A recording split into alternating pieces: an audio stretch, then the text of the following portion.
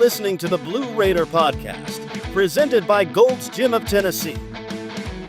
Your all-access pass to everything Middle Tennessee sports, game recaps, player spotlights, and the latest from the heart of Blue Raider Nation. Now, here's your host, Jay Golden. Welcome back into the Blue Raider Podcast. In today's episode, we're going to be previewing our Week 2 matchup where the football team heads all the way out to Madison, Wisconsin with someone who will have boots on the ground, Connor Smith, our colleague over at GoMiddle.com. Of course, we're going to recap that disappointing loss in Week 1 at home against Austin Peay. A lot to unfold from there, but before we get into that, let's thank today's sponsor. Before we get into the episode, I need to thank our sponsor. Gold's Gym has been the mecca of fitness since 1965, and to celebrate their 60-year anniversary right now, you can get a month-to-month membership for just $19.65 bi-weekly. That's no commitment, full access to all 16 Gold's Gym Tennessee locations, and top-tier equipment to help you level up your fitness no matter your sport. But here's the deal. This offer is only available online, and it ends when the summer does, so don't wait. Go to goldsgym.com and lock it in today. Gold's Gym Tennessee. Train like a legend, no strings attached. Now, let's get back to the episode. Joining us now on the Blue Raider Podcast, it is Connor Smith. Connor, thanks for joining us. Jake, I appreciate you having me on. It's always a great time talking ball with you, so let's get into it, man.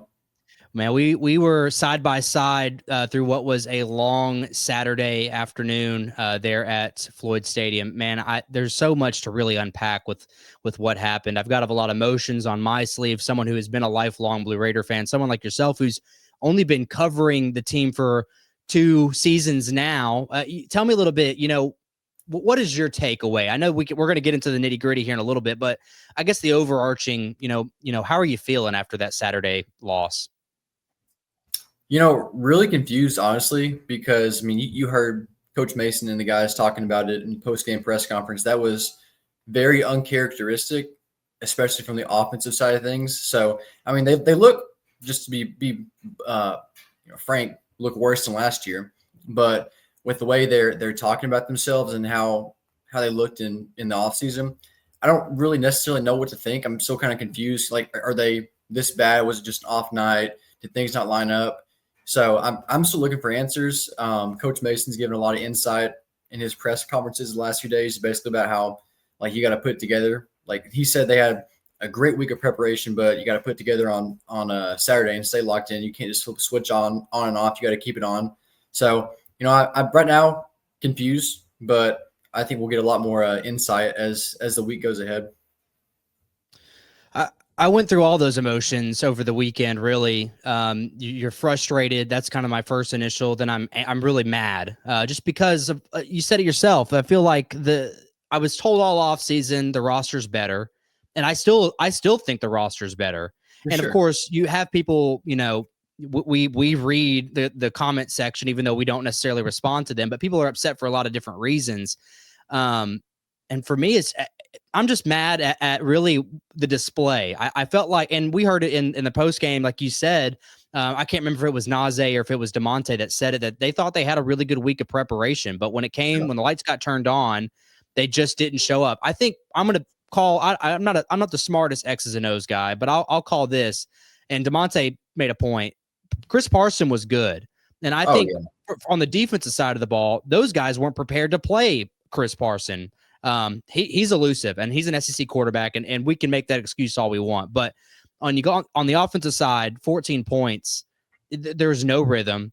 It just seemed like no consistency. We kept hearing that word a lot in that post-game press conference, and you can use that excuse. And at the end of the day, again, I'm not, and I had the pleasure of listening to the Group of 5 guys on their Monday breakdown over the weekend, and they got to their part about MTSU, where Murph and Sprouse, ex-Blue Raider football fans who were there in the early, I say middle Stockstill years, kind of voiced their frustration. This is a culmination of the administration and everything that's gone wrong with this program over the last 20 years. And I think to an extent, I 100% agree with them. And I don't want to say that their experiences outweigh my thoughts or opinions, because obviously they have a lot more insight than I will ever have into what goes on behind closed doors. But I can't help but feel a different level of frustration with the product on the field that has nothing to do with what's going on behind closed doors. I agree that has something to do with what has happened, but this group and this staff in particular, they have the brand new facility. They have this money that they supposedly have in NIL. They built this better roster, and they just laid an egg. And at some point, they have to take accountability for what happened. Again, we can point fingers, and I think 20 years of what has happened totally culminated on Saturday. But there's still some level of blame that this team just didn't come ready to play. And I think you heard the press conference yesterday morning that they feel like there is a level of accountability that, again, we can blame whoever we want, but at the end of the day, the guys calling the plays, the ones executing those plays, didn't play football to their level of expectation on Saturday. Not at all. I mean, honestly, they looked terrible. They looked slow. Couldn't get in rhythm offensively. Defensively, looked like they had no idea what they were preparing for, which, granted, they really didn't. There's no film out there on guys outside of Chris Parson, but still, at some point, you got to say, all right, this is what they're doing. This is their tendencies. Let's go in there, make adjustments, and they just didn't do it.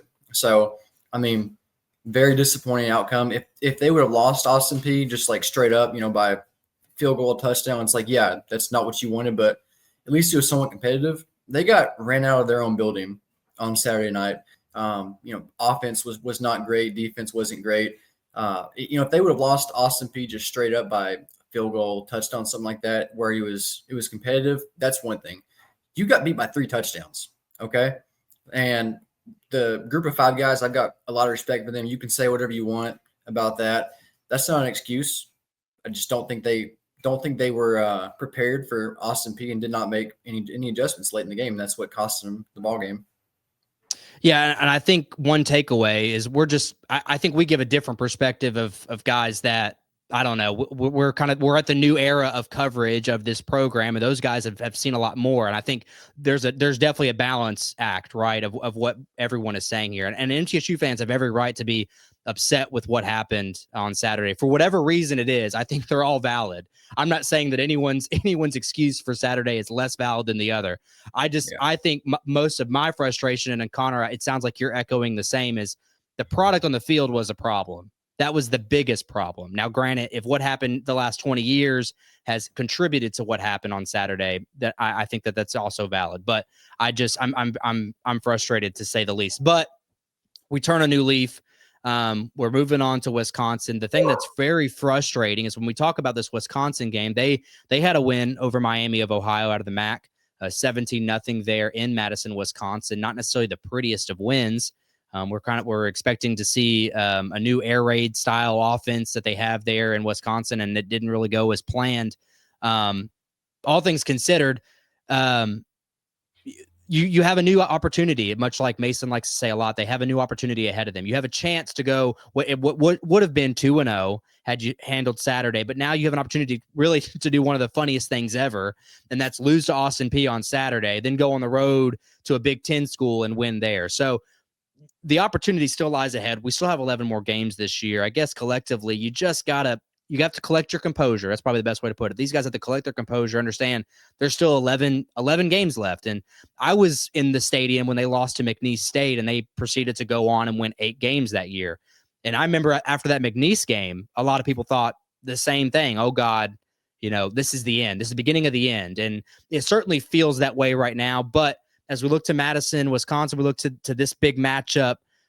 You just gotta be ready to keep moving on. We can't fester on this Austin Peay game. Yeah, absolutely. And the 2012 season where they lost to McNeese and then rattled off 8 of the next 11 games, that's something that Coach Mason talked about in the press conference. And I mean, like you said, there's 11 games left. Okay, at the end of the day, it's one game. If you go on to win 8 games, 9 games, whatever it may be, if you have a successful season to their standard, no one's going to care about the Austin Peay game. Was it tough? Yeah. Like, you don't want to lose a game to an inferior opponent like that, especially on your home turf. But again, if you go out there and you take care of business the rest of the season, you not even if you lose to Wisconsin, but you play clean football, you look a lot better. A lot can be forgotten about the Austin Peay game. So I mean, the guys just have to focus on going 1-0 every week for the next 11 weeks, and things will take care of itself. Yeah, I couldn't agree more. If I want to just leave this Saturday feeling like we are better, because I thought we would get a sense of that on Saturday, and it just never happened. But now you're right. I don't know that even winning is necessarily what needs to happen to feel better. But I think just looking the part, having some level of consistency. But we're going to get into the keys of the game. But before we do so, we need to thank Trevor Haggard of State Farm, because when life happens, you want someone in your corner who actually knows your name. And that's where Trevor Haggard and State Farm comes in. Whether it's protecting your car, your home, or your family's future, Trevor and his team are right here in Murfreesboro ready to help. So don't just settle for some 1-800 number. Call a neighbor who cares. Call Trevor Haggard State Farm today and let them help you protect what matters most. Trevor Haggard State Farm, like a good neighbor, State Farm is there. And of course, you can call Trevor and his team at 615-203-5522. Now, Connor, let's get into these keys of the game. What needs to happen for the Blue Raiders to look a little bit better and maybe give themselves a chance on Saturday? Well, first off, you've got to convert on money downs. They were 0 for 12 on third down, 1 for 4 on fourth down. That's not going to cut it, okay? You can't put yourself behind the 8 ball, not converting on third down, having to go for 4, having to punt, especially against any team, especially one like Wisconsin where you're on the road, hostile environment. But, Jacob Otts did say it best today at the press conference when he said, we've got to do a better job of first and second downs, because if you get a 1-yard rush on first down and then 3 yards on second down, I don't care who you are, going from 3rd and 7 every single time is tough. So they've got to do a better job at that, but ultimately convert on the money downs, extending drives. And then second one for me is limiting the big plays. Austin Peay offensively, they looked good by the stat sheet, but MTSU gave up 8 explosive plays that resulted in 174 yards. And, past that, if you take those plays away, Austin Peay averaged 2.5 yards per play. So that's the big thing. Don't allow big plays that, are game changers and convert on third down. Yeah, I think those are definitely the big ones. And we pointed out at the end of last Saturday, I hate to keep going back to it, but that was definitely a big reason as to why that we had the result that we did. My personal keys for this week, and I although I echo what you're saying, they've got to possess the football. And that goes back to, as like Ott said, that first, second down play. Getting some positive yardage on first down does a wonder for the play calling on second and third down. A lot of 3 and outs. So they have to possess the football. When I look back at this Saturday's game, Austin Peay nearly doubled the time of possession the Raiders had. A lot of that had to do with the 3 and outs, obviously. But when I look now at Wisconsin, whose defense is elite, I know I've already said that they have an offense that they haven't necessarily figured out yet, but they have a really, really strong defense, as you would anticipate in the Big Ten. Same situation with them in Miami of Ohio. Wisconsin had 40 minutes of possession to Miami of Ohio's 20. And a lot of that had to do with the fact that Miami also went 0 for 9 on third down. So you're going into a storm where if you thought Austin Peay's defense was tough, you're going to see a much, much stronger third down defense in Wisconsin. So you have to get that movement on first and second down just to keep your offense, but also give your defense a rest. Because my next key is get off the field on D. Well, I can't put too much blame on them because I know that these two play off of each other. We're talking about time of possession, but when your defense is on the field for 2/3 of the game, God bless them. They're doing the best they can. And we talk about how tough a guy like Chris Parson is. Luckily, they're not going to be facing a versatile quarterback this Saturday. But when you're chasing a guy like Chris Parson around in the backfield and he's dinking and diming you and they're able to run the football, I don't want to say I thought the defense, the rushing defense was okay at times, but you got to be able to. You can't break contain. That's the big thing. But get off the field. Get them off on third down. I thought third down defense was fine, but on this Saturday in particular, you've really, really got to do a lot better job of getting off the field on third down. So really, if I could boil it down to one, be better at third down, both sides of the ball. That's really what it comes down to. But let's get on to our X factor, the player that we think is going to be the most important for the Blue Raiders this Saturday.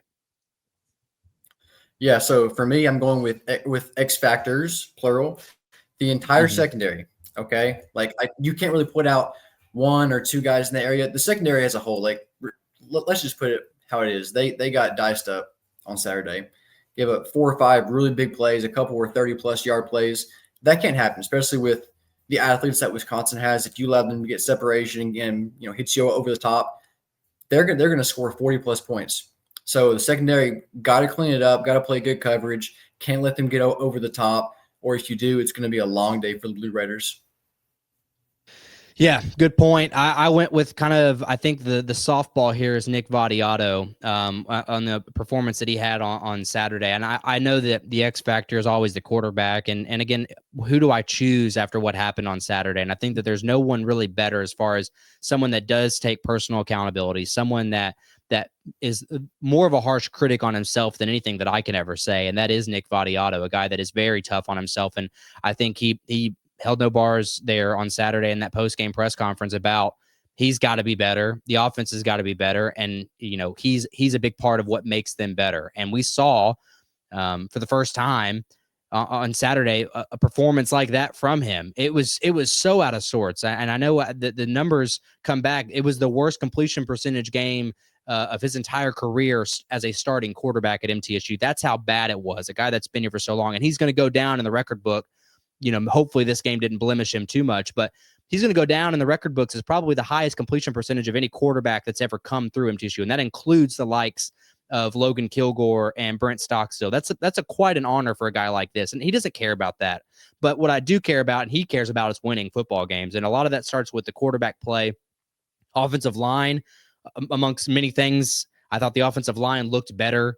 He still is running around a lot more than maybe you're comfortable with him running around, but he still has some time. And I think some of the play calling didn't necessarily make it easy for him to get in a rhythm at times, making some tough passes on first down. And then, of course, guys dropping the ball. Some of that you can put on the quarterback, but I think at other times you get paid literally now. You get paid to catch the football. You got to catch the football. So I think I'll put it on Nick and he would be a guy that would put it on himself as well. But I think I need to see the old Nick again to feel a little bit better going into that Nevada matchup in week 3, because if we see another stinker on the offensive side, you start those thoughts of 0-4 non-conference plays really start creeping in. So my X factor there is going to be Nick Vadiato. And of course, thanks to Trevor Haggard and his team for sponsoring our Keys to the Game and X Factor for this portion of the episode. Lastly here, Connor, we're going to wrap it up. I haven't seen the betting line, and I don't necessarily care what the betting line is, but what do you think is going to happen on Saturday? Where do you see this ending up? Well, I have seen the betting line. It's not pretty. I believe it's 28.5 in favor of Wisconsin. I think MTSU covers. I think what you said offensively, the worst game of Nick Vadiato's collegiate career, guys just were not on the same page. Play calling was meh at times. I think they're going to play a lot better, but they're running into a buzzsaw, which is Wisconsin's defense. And that's what they're known for. They're always going to be big in the trenches and have a really good defense. You can count on that. It's the 3 certainties in life: death, taxes, and Wisconsin having a good defense. So I think they will score some points. But Wisconsin, too big, too physical, too talented. Give me the Badgers 31-13. Yeah, you're a lot more optimistic than I am. I'm in the boat now at this point, and I feel like I've always been the optimistic fan, and I think a lot of people that listen to this show would think that I'm the last true optimistic fan. Until I see this offense look like the offense I know that it's capable of, I'm just gonna assume that they can't score. They just can't do it. The thing that's frustrating, and I hope this is the last time I draw back to it, their scoring drives last week were 5 and 6 plays. They have big play ability, but my problem is those scoring drives relied on a big play. I would love to see this team get methodical. I'd love to see this team put together a 10, 11, 12 play drive, get down in the red zone, hell, even end it in a field goal. I feel like that would feel like there's some level of consistency there. You got 4 first downs. No, we had to get a 20-yard run by Jaquil on the first play of the drive to even get down into scoring position. I don't think that's conducive to a good offense. So I'm not that comfortable, but I do think Wisconsin's offense is bad. I do think that. So if the line is 4 touchdowns, I do actually think MTSU might be comfortable there. If you're taking my betting advice, I would just take the total under, because I don't think Wisconsin's has a very good offense, and I also don't think MTSU has a very good offense. You might, as someone said in our group chat with Go Middle, you might be able to feed families taking the under, because I just for the rest of the season, because until I can see the offense can score more than 18 points a game, I just don't I don't think that you can bank on it right now. So I think it's going to be a low scoring affair. If Wisconsin beat Miami of Ohio 17-0, I don't know anything about the Red Hawks defense, but I'll say our defense is just as good as Miami. That makes the score 17-0 once again. Maybe Wisconsin's ironed out some of their offensive kinks and they get 24. Maybe they get up there to 31 points and they cover us 31-0. I don't know, but I'd like to think the Blue Raiders have it in a low scoring affair. And if the offense can roll, maybe they give Wisconsin some fits, but I'm not too optimistic about it. But until I'm proven otherwise, I'm going to be a little bit of a Debbie Downer about it. But Connor, it's been a pleasure having you on once again. I before we hang up here, you're going to Madison this week. Boots on the ground. What kind of stuff coverage? Because I know you do a lot of stuff over there at Go Middle. Tell me some of the stuff you're rolling out. Some of the I guess the feature articles that you're going to be putting out this week and heading up to that week 2 game. Yeah, I guess articles leading up to it. Obviously, we'll have a game preview, and then also kind of just touching on the 2012 MTSU team, because that's the big thing that Coach Mason has been emphasizing is, hey, like these guys lost to an FCS team, and they bounced back. So can we? And some other things that I'll keep a secret until it comes out, but. We'll have that, and then obviously post-game, Shane and I will record Coach Mason's press conference. You'll get a live reaction on video from us, along with obviously sidebars and stories. So a lot of content coming out this week from both of us, so make sure to stay tuned. Yeah, well, excited about it. Like I said, Connor and Shane will both have boots on the ground there in Madison. Look forward to a lot of that. Connor, once again, man, I appreciate you taking the time to join us this week. Absolutely, man. I appreciate it. Thanks again to all of our sponsors, Gold's Gym Tennessee, Trevor Haggard of State Farm for sponsoring today's episode. And again, big thanks to Connor for giving us some lowdown on this upcoming matchup. Thanks to you, the listener. This stuff isn't really possible without you guys, so I appreciate you so much for tuning in. I hope, again, football turns things around and you guys stay tuned, because we had the live press conference. If you missed that, we do stream the home press conferences for you on our Twitter and YouTube at Blue Raider Pod. So make sure that you're not missing those. Follow those accounts. And until next time, go Blue.